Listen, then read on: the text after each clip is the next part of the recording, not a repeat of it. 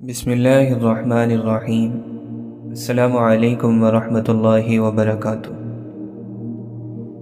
مولانا رومی رحمۃ اللہ علیہ فرماتے ہیں، عقل کو خواہش پر فضیلت حاصل ہے، کیونکہ عقل زمانے کو تمہارے ہاتھوں میں دے دیتی ہے، جبکہ خواہش تمہیں زمانے کا غلام بنا دیتی ہے۔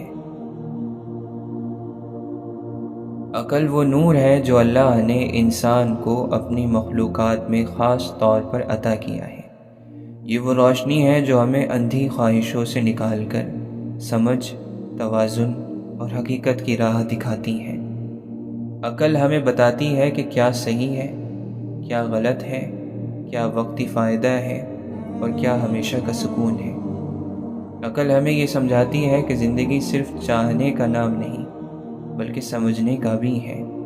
اسی عقل کی بدولت انسان زمین کا خلیفہ کہلایا، اسی عقل سے وہ جانوروں سے مختلف ہوا۔ عقل کے ذریعے انسان وقت کا مالک بن سکتا ہے، کیونکہ وہ مستقبل دیکھ سکتا ہے، فیصلے سوچ سمجھ کر لے سکتا ہے اور اپنی زندگی کی سمت خود طے کر سکتا ہے۔ جب انسان عقل سے فیصلہ کرتا ہے تو زمانہ اس کے تابع ہو جاتا ہے، وہ اپنی تقدیر کا ساقی بن جاتا ہے، نہ کہ تقدیر کا شکار۔ خواہش ظاہری طور پر میٹھی لگتی ہے، مگر در حقیقت یہ آگ ہے جو جتنی بھڑکاؤ اتنی ہی بڑھتی چلی جاتی ہے۔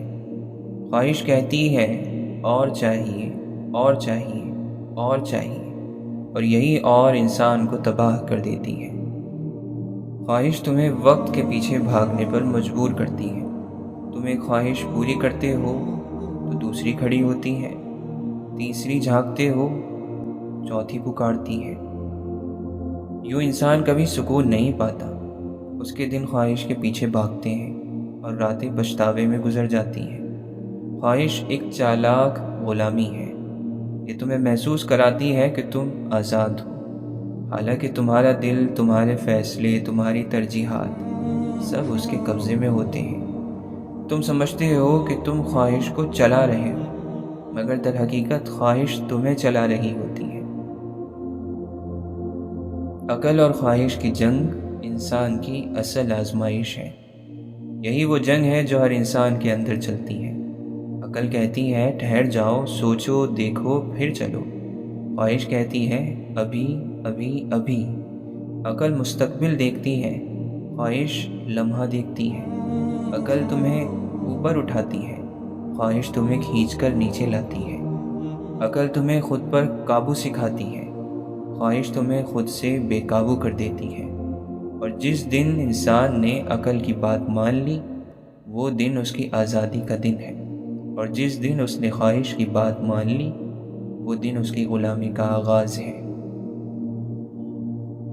زمانے کو اپنے ہاتھوں میں لینے کا کیا مطلب ہے؟ یہ جملہ بہت گہرا ہے۔ جب کہا گیا کہ عقل زمانے کو تمہارے ہاتھوں میں دے دیتی ہے، تو اس کا مطلب ہے کہ عقل تمہیں وقت کا شعور عطا کرتی ہے۔ عقل تمہیں یہ سمجھ دیتی ہے کہ کب بولنا ہے اور کب خاموش رہنا ہے، کب آگے بڑھنا ہے اور کب رک جانا ہے، کب کوشش کرنی ہے اور کب صبر کرنا ہے۔ جو انسان عقل سے کام لیتا ہے وہ حالات کا غلام نہیں بنتا، وہ حالات کو اپنے تابع بنا لیتا ہے۔ ایسا انسان اپنی زندگی کے فیصلے غصے، لالچ، خوف یا شہوت سے نہیں کرتا، بلکہ حکمت، صبر اور بصیرت سے کرتا ہے۔ پھر دنیا اس کے پیچھے چلتی ہے، وقت اس کا تابع بن جاتا ہے اور وہ خود اپنے وجود کا بادشاہ بن جاتا ہے۔ خواہش تمہیں زمانے کا غلام بنا دیتی ہے۔ جب انسان خواہشوں کے تابع ہوتا ہے تو زمانہ اس پر حکومت کرتا ہے۔ دنیا کے حالات، لوگ، چیزیں سب اس کے فیصلوں پر اثر ڈالنے لگتے ہیں۔ مثال کے طور پر، اگر تمہاری خواہش ہے کہ لوگ تمہیں پسند کریں تو تم ان کی خوشی کے غلام بن جاؤ گے۔ اگر تمہاری خواہش ہے کہ دولت ملے تو تم رات دن اس کے پیچھے بھاگو گے۔ اگر تمہاری خواہش ہے کہ شہرت ملے تو تم اپنی اصل کھو دو گے۔ خواہش تمہیں خود سے باہر لے جاتی ہے، تم دوسروں کے اشاروں پر جینے لگتے ہو، دنیا کے بدلتے رنگ تمہارے اندر کا سکون چھین لیتے ہیں۔ یوں تم زمانے کے غلام بن جاتے ہو، ایک ایسا غلام جو زنجیروں سے نہیں اپنی ہی خواہشوں سے قید ہوتا ہے۔ عقل کہتی ہے میں وہ کروں گا جو درست ہے چاہے مشکل ہو، خواہش کہتی ہے میں وہ کروں گا جو آسان ہے چاہے غلط ہو۔ عقل تمہیں بلندی دیتی ہے کردار کی، سوچ کی اور روح کی، خواہش تمہیں نیچائی میں گرا دیتی ہے، نفس کی غلامی میں، حسد، لالچ اور حسرت میں۔ اسی لیے قرآن میں فرمایا گیا، کیا تم نے اس کو دیکھا جس نے اپنی خواہش کو اپنا خدا بنا لیا؟ یعنی جس نے خواہش کو عقل پر غالب آنے دیا، وہ حقیقت میں خدا سے نہیں اپنی خواہش سے بندگی کر رہا ہے۔ زندگی کا کمال تب ہے جب عقل اور خواہش دشمن نہیں رہتے بلکہ ایک مقصد کے تابع ہو جاتے ہیں۔ جب عقل خواہش کو سمت دیتی ہے تو خواہش عبادت بن جاتی ہے، جب خواہش عقل کے قابو میں آتی ہے تو زندگی میں سکون آ جاتا ہے۔ انسان کو خواہش سے انکار نہیں کرنا بلکہ اس کی تربیت کرنی ہے۔ عقل وہ ہاتھ ہے جو خواہش کو لگام دیتا ہے تاکہ وہ انسان کو منزل تک لے جائے، نہ کہ کھائی میں گرا دے۔ عقل اللہ کی عطا کردہ روشنی ہے، خواہش نفس کی پیدا کردہ آگ۔ ایک تمہیں آزاد کرتی ہے، دوسری تمہیں غلام بنا دیتی ہے۔ جب تم عقل سے جیو گے تو تم وقت، دنیا اور قسمت پر قابو پا لو گے، اور جب تم خواہش سے جیو گے تو تم خود ایک بے بس قیدی بن جاؤ گے۔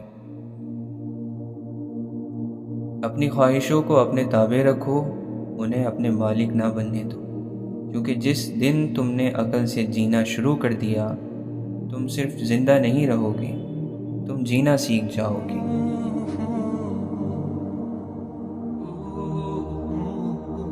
آپ فرماتے ہیں، خدا جب کسی بدبخت کو دکھ دینا چاہتا ہے تو وہ بدقسمت ناشکری کا راستہ اختیار کر لیتا ہے۔ ناشکری ایک ایسی بیماری ہے جو ظاہری طور پر معمولی لگتی ہے، مگر اندر ہی اندر انسان کے سکون، ایمان اور امید کو کھا جاتی ہے۔ جب انسان شکایت کرنے لگتا ہے تو دراصل وہ اپنے رب کے فیصلوں سے اختلاف کرنے لگتا ہے۔ وہ زبان سے کچھ نہیں کہتا مگر دل سے کہتا ہے، اے اللہ، تو نے میرے ساتھ انصاف نہیں کیا۔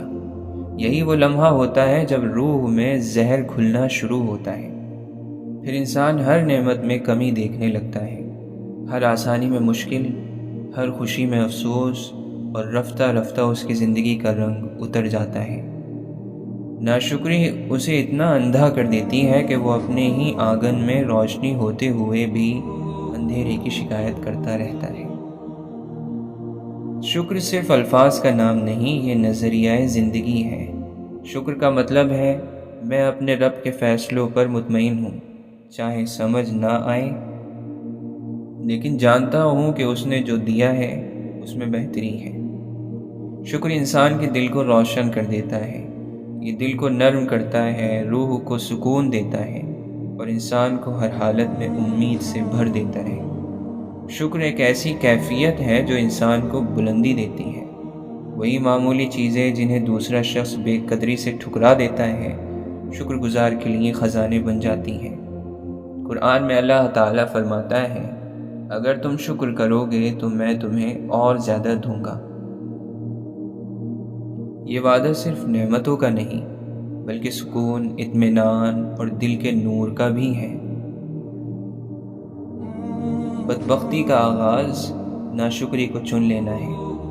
اب غور کریں، خدا کسی کو بدبخت بناتا نہیں بلکہ انسان خود اپنے عمل سے اس راہ پر چل پڑتا ہے۔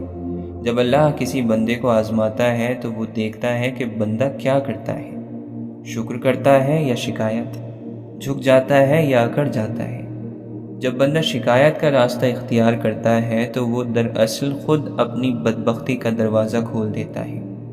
اللہ کا قانون عجیب ہے، جب بندہ شکر کرتا ہے تو آزمائش بھی رحمت بن جاتی ہے، اور جب وہ ناشکری کرتا ہے تو نعمت بھی زحمت بن جاتی ہے۔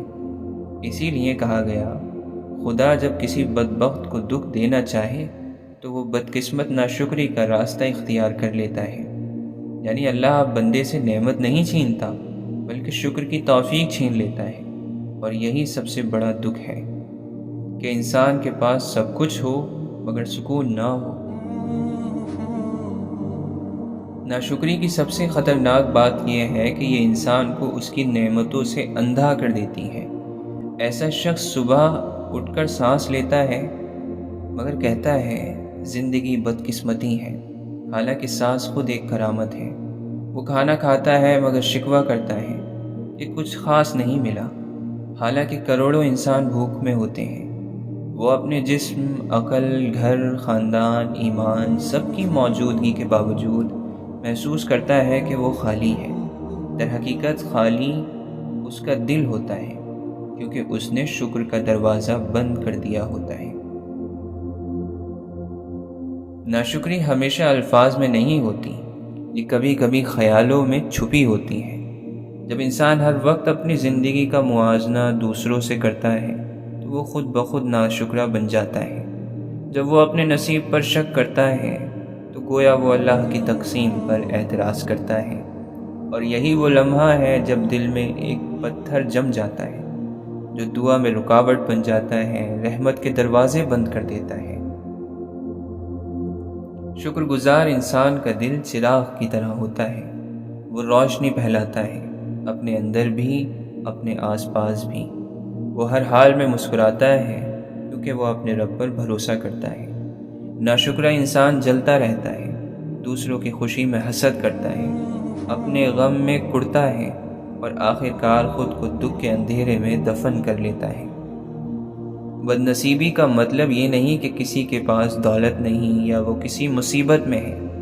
بدبختی یا بدنصیبی کا اصل مطلب ہے کہ اللہ سے امید کا ٹوٹ جانا، اور یہ ٹوٹنا ناشکری سے شروع ہوتا ہے۔ پہلے انسان شکر چھوڑتا ہے، پھر دعا چھوڑتا ہے، پھر امید چھوڑ دیتا ہے، اور آخر میں خدا سے رشتہ ٹوٹ جاتا ہے۔ اور جس کا خدا سے تعلق ٹوٹ گیا وہ دنیا کے ہر تعلق کے باوجود اکیلا رہتا ہے۔ شکر وہ معجزہ ہے جو دکھ کو نعمت میں بدل دیتا ہے۔ جب تم دکھ میں بھی شکر کرتے ہو تو اللہ تمہارے دکھ کو تمہاری روح کی تربیت بنا دیتا ہے۔ شکر دراصل یہ کہنا ہے، اے اللہ میں تجھ پر بھروسہ کرتا ہوں، میں نہیں جانتا کہ یہ دکھ کیوں دیا، لیکن یقین ہے کہ یہ میرے لیے بہتر ہے۔ یہ جملہ خدا جب کسی بدبخت کو دکھ دینا چاہے تو وہ بدقسمت ناشکری کا راستہ اختیار کر لیتا ہے، ہمیں خبردار کرتا ہے کہ سب سے بڑا دکھ خود دکھ نہیں بلکہ شکر کا ختم ہو جانا ہے۔ زندگی میں دکھ، مصیبت، نقصان، محرومی یہ سب گزرتے رہتے ہیں، مگر اصل آزمائش یہ نہیں کہ ہم پر کیا گزرتا ہے بلکہ یہ ہے کہ ہم کیسے رد عمل دیتے ہیں۔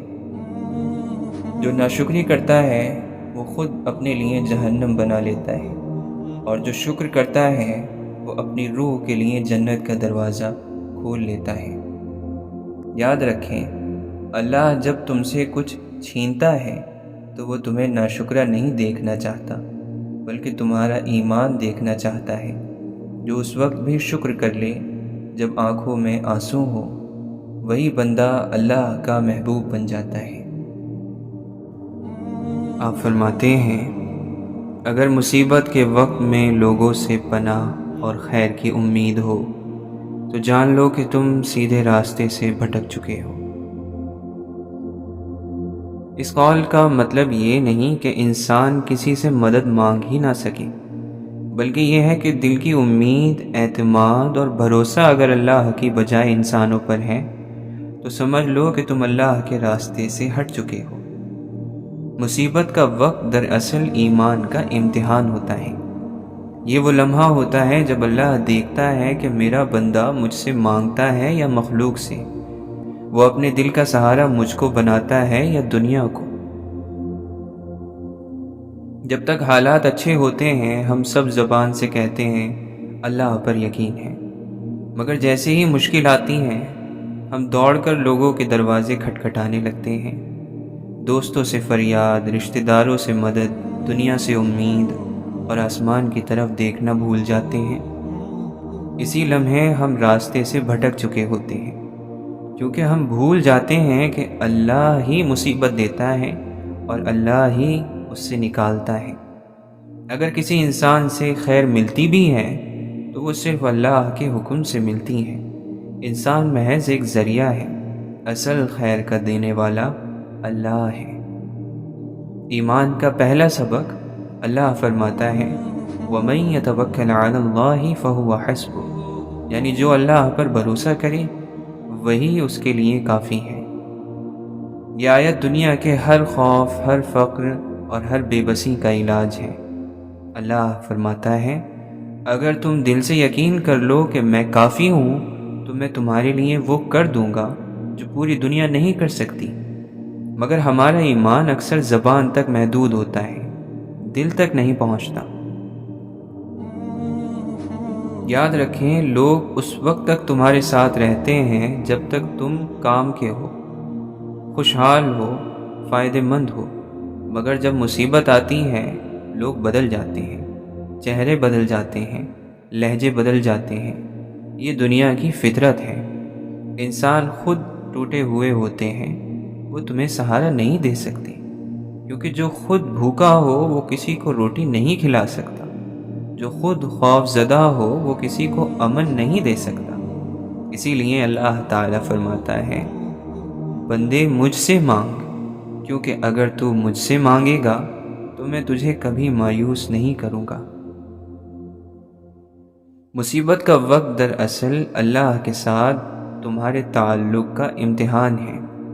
اللہ دیکھتا ہے کہ جب زمین کے سارے دروازے بند ہو جائیں تو تمہاری نظریں کس سمت اٹھتی ہیں، آسمان کی طرف یا لوگوں کی طرف۔ جو بندہ مصیبت میں بھی اللہ کو یاد رکھتا ہے وہ دراصل سیدھے راستے پر ہے، اور جو مصیبت میں لوگوں سے امید لگا لیتا ہے وہ آہستہ آہستہ غلط سمت میں بڑھ جاتا ہے۔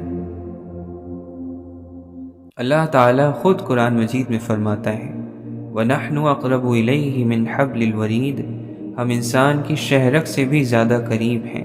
تو سوچیں، جس رب کا قرب تمہارے خون کی نالیوں سے بھی قریب ہے، کیا وہ تمہاری تکلیف نہیں جانتا؟ کیا وہ تمہارا حال نہیں سمجھتا؟ کیا وہ تمہیں بغیر وجہ کے درد میں ڈال دے گا؟ اللہ کبھی بھی اپنے بندے کو چھوڑتا نہیں، مگر بندہ اکثر خود اللہ کو چھوڑ دیتا ہے۔ اللہ مصیبت اس لیے دیتا ہے کہ تم لوگوں سے امید توڑ دو اور اللہ سے امید جوڑ لو۔ اگر مصیبت کے وقت تم دوڑ کر انسانوں کے پاس جاتے ہو تو اللہ تمہیں دکھاتا ہے کہ انسان کمزور ہے، تاکہ تمہیں یقین ہو جائے کہ کوئی مددگار نہیں سوائے میرے۔ جب تم یہ سمجھ لیتے ہو تو تمہارا ایمان پختہ ہو جاتا ہے اور تم دوبارہ سیدھے راستے پر آ جاتے ہو۔ یاد رکھیں، دنیا کے دروازے بند ہو جائیں تو غم مت کرو، کیونکہ وہ دروازہ انسانوں کا ہے۔ اللہ کا دروازہ ہمیشہ کھلا رہتا ہے اور وہ دروازہ کبھی کسی کے لیے بند نہیں ہوتا۔ اللہ کی رحمت تمہارے سانسوں سے بھی قریب ہے، بس تمہیں اپنے دل کو لوگوں سے ہٹا کر اللہ کی طرف موڑنا ہے۔ ایک مثال سے سمجھیے، ایک چھوٹا بچہ اگر گر جائے تو سب سے پہلے ماں کو پکارتا ہے۔ کیوں؟ کیونکہ اسے یقین ہوتا ہے کہ دنیا میں سب چھوڑ جائیں مگر ماں نہیں چھوڑے گی۔ ایمان والا بندہ بھی ایسا ہی ہوتا ہے۔ جب وہ زندگی کے کسی موڑ پر گرتا ہے تو وہ سب کو بھول کر اللہ کو پکارتا ہے، کیونکہ اسے یقین ہوتا ہے کہ دنیا بدل سکتی ہے مگر اللہ نہیں بدلتا۔ نتیجہ یہ ہے کہ اگر تمہارے دل میں مصیبت کے وقت انسانوں کی امید ہے تو سمجھ لو کہ تم نے اللہ پر یقین کم کر لیا ہے، اور یہی تمہارے بھٹکنے کی نشانی ہے۔ مگر اگر مصیبت کے وقت تمہارے ہونٹوں پر صرف یہ الفاظ ہوں اللہ میرے ساتھ ہے، وہ بہتر جانتا ہے، وہ کافی ہے، تو تم یقیناً سیدھے راستے پر ہو، چاہے دنیا تمہیں تنہا کیوں نہ سمجھے۔ مصیبت میں انسانوں سے امید دل کو بھٹکاتی ہے، اللہ سے امید دل کو مضبوط بناتی ہے۔ دنیا کا سہارا وقتی ہے مگر اللہ کا سہارا ابدی اور اٹل ہیں۔ یاد رکھیں، جب تم سب سے مایوس ہو جاؤ تو سمجھ لو کہ اللہ تمہیں سب سے کسی ایک کی طرف بلا رہا ہے، اور وہ ایک صرف اللہ خود ہے، کیونکہ جو اللہ سے مانگنا سیکھ لیتا ہے وہ کبھی کسی سے مایوس نہیں ہوتا۔ آپ فرماتے ہیں، یہ دنیا ایک جال ہے جس کا چارہ خواہشیں ہیں، اس جال سے بچو اور جلد اپنا چہرہ خدا کی طرف موڑ لو۔ دنیا باہر سے بہت حسین دکھائی دیتی ہے، رنگ، رونق، شہرت، دولت، مقام، محبتیں، سب کچھ ایک چمکدار تصویر کی طرح نظر آتا ہے، لیکن دراصل یہ چمک جال ہے، ایک ایسا جال جو دل کو پکڑ لیتا ہے، روح کو باندھ لیتا ہے اور آہستہ آہستہ انسان کو اپنے اصل مقصد سے دور کر دیتا ہے۔ یہ جال دکھائی نہیں دیتا کیونکہ یہ سونے کے دھاگوں سے بنا گیا ہے، خواہشوں کے دھاگوں سے۔ انسان کے اندر خواہش ایک قدرتی چیز ہے، خواہش ہی انسان کو آگے بڑھنے کی تحریک دیتی ہے، لیکن جب یہی خواہش حد سے بڑھ جائے، جب یہ تمہارے دل کی مالک بن جائے، تو یہی خواہش تمہاری قید بن جاتی ہے۔ دنیا کا جال خواہشوں سے ہی بھرا ہے۔ شیطان نے آدم علیہ السلام کو بھی انہی خواہشوں سے بہکایا تھا۔ اگر تم یہ پھل کھا لو تو تم ہمیشہ زندہ رہو گے، فرشتوں کی طرح بن جاؤ گے، تمہیں کوئی تکلیف نہیں ہوگی۔ یہی خواہش دوام، ہمیشہ رہنے کی خواہش، کمال کی خواہش انسان کو جنت سے زمین پر لے آئی۔ یہ جال ایسا ہے جس میں انسان خود داخل ہوتا ہے، کوئی زبردستی نہیں کرتا، انسان خود اپنی خواہش کے پیچھے بھاگتا ہے اور آہستہ آہستہ خود کو پھنساتا چلا جاتا ہے۔ پہلے دل چاہتا ہے کہ صرف ایک کامیابی مل جائے، پھر دوسری، پھر تیسری، پھر دنیا کی تعریف، شہرت، عزت، دولت، اور یوں دل خواہشوں کا غلام بن جاتا ہے۔ پھر یہ غلامی انسان کو اس حد تک لے جاتی ہے کہ وہ اپنے خالق کو بھول جاتا ہے۔ خواہش آگ کی طرح ہے، خواہشیں کبھی بجھتی نہیں، یہ صرف بڑھتی ہیں۔ ایک پوری ہوتی ہے تو دوسری پیدا ہو جاتی ہے، پھر تیسری، پھر چوتھی۔ یہ ایک آگ ہے، جتنی ہوا دو اتنی بھڑکتی ہے۔ یہ آگ دل کے سکون کو جلا دیتی ہے۔ انسان ظاہری طور پر کامیاب نظر آتا ہے، مگر اندر سے ٹوٹ چکا ہوتا ہے، کیونکہ خواہشوں کی کوئی آخری منزل نہیں ہوتی۔ قرآن میں اللہ تعالیٰ فرماتا ہے، تم دنیا کی زندگی کو ترجیح دیتے ہو، حالانکہ آخرت بہتر اور باقی رہنے والی ہے۔ یعنی انسان عارضی چمک، عارضی لطف کے پیچھے بھاگ رہا ہے اور ہمیشہ کی روشنی سے دور جا رہا ہے۔ چہرہ خدا کی طرف موڑنا کیا ہے؟ اپنا چہرہ خدا کی طرف موڑ لو۔ یہ جملہ سب سے خوبصورت دعوت ہے۔ یہ دعوت ہے اندر کے سکون، ایمان کی روشنی اور روح کی نجات کی طرف۔ اس کا مطلب ہے دنیا کے جال سے نظر ہٹا کر اپنے دل کو دوبارہ اپنے رب کی طرف موڑنا۔ یعنی جب تم خوش ہو تو اللہ کا شکر کرو، جب تم غم میں ہو تو اللہ سے مانگو، جب تم اکیلے ہو تو اللہ سے بات کرو، اور جب تمہیں کوئی چیز بہت زیادہ چاہیے ہو تو پہلے دیکھو کہ کیا یہ چیز اللہ سے تمہیں قریب کرے گی یا دور۔ اگر وہ چیز تمہیں اللہ سے دور کرے تو وہ تمہارے لیے جال ہے۔ اللہ کبھی نہیں کہتا میرے پاس مت آؤ، وہ ہمیشہ کہتا ہے ففروا الی اللہ، اللہ کی طرف دوڑو۔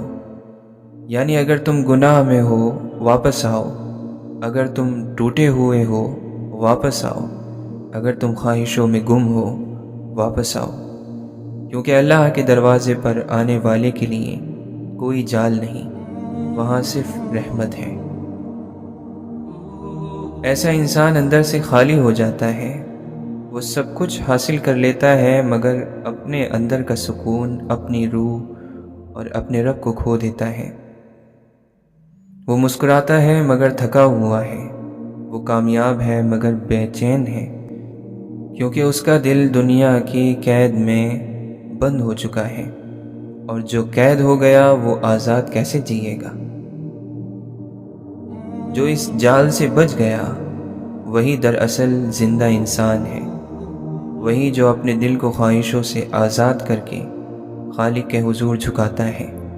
وہ جب صبح اٹھتا ہے تو کہتا ہے، یا اللہ آج میرا دن تیری رضا کے لیے ہو، اور جب رات کو سوتا ہے تو دل میں کہتا ہے، یا اللہ آج میں نے تیری رضا کے قریب رہنے کی کوشش کی۔ یہی انسان دنیا میں رہتے ہوئے دنیا سے آزاد رہتا ہے۔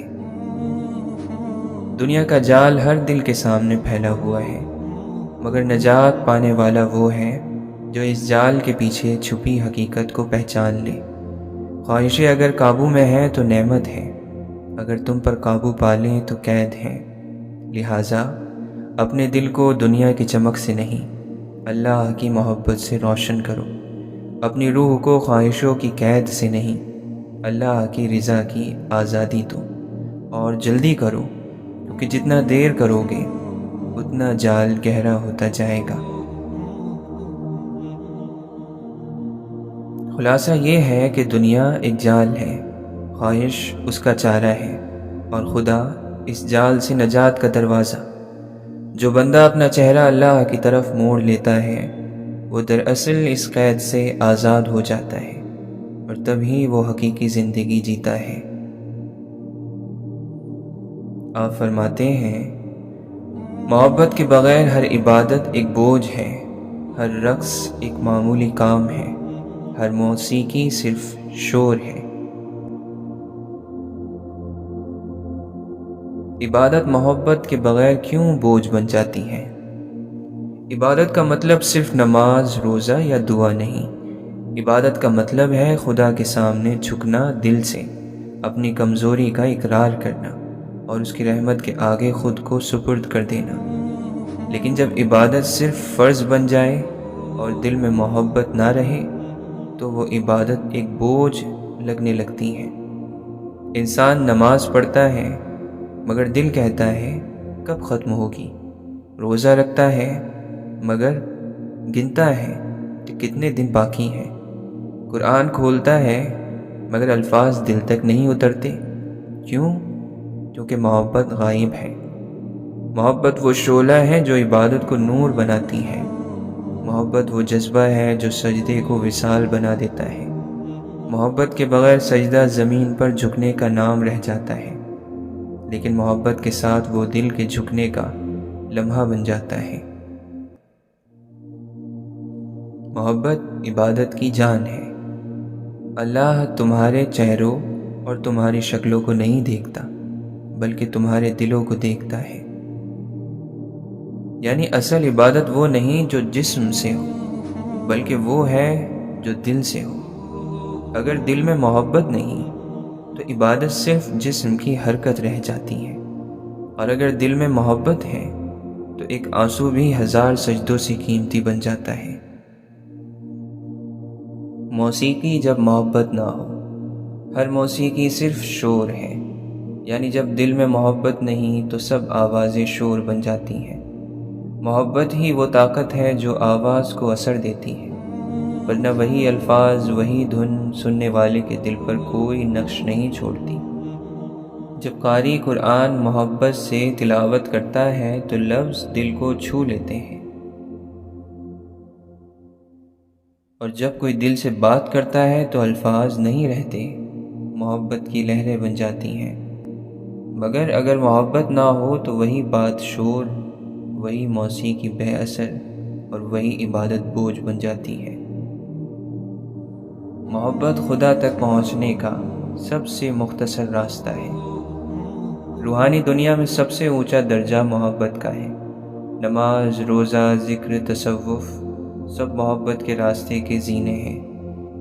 یہی وجہ ہے کہ اولیاء اللہ کے دل عبادت سے نہیں، محبت سے روشن ہوتے ہیں۔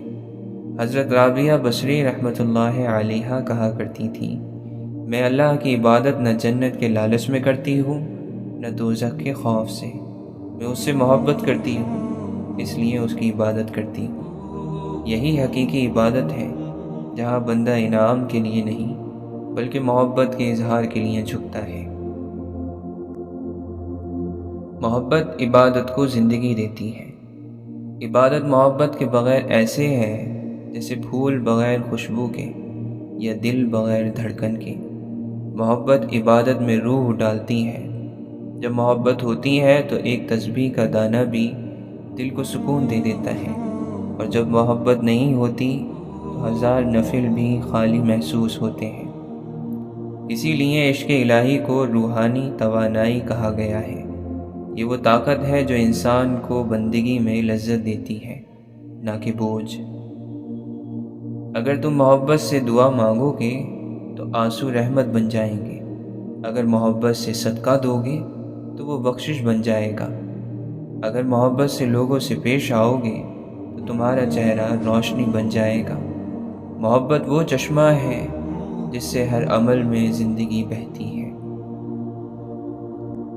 خلاصہ یہ ہے کہ محبت ہی وہ روشنی ہے جو ہر چیز کو معنی دیتی ہے۔ محبت کے بغیر عبادت محنت بن جاتی ہے، مگر محبت آ جائے تو ہر سجدہ جنت بن جاتا ہے، ہر ساز ذکر بن جاتی ہے اور ہر آواز دعا بن جاتی ہے۔ اللہ سے محبت کرو، کیونکہ محبت وہ دروازہ ہے جس سے داخل ہو کر انسان روحانی سکون، عبادت کی لذت اور زندگی کا اصل حسن پاتا ہے۔ محبت سے عبادت کرو، محبت سے جیو، محبت سے دیکھو، پھر تمہیں معلوم ہوگا کہ دنیا میں کوئی چیز بوجھ نہیں، سب کچھ عبادت ہے۔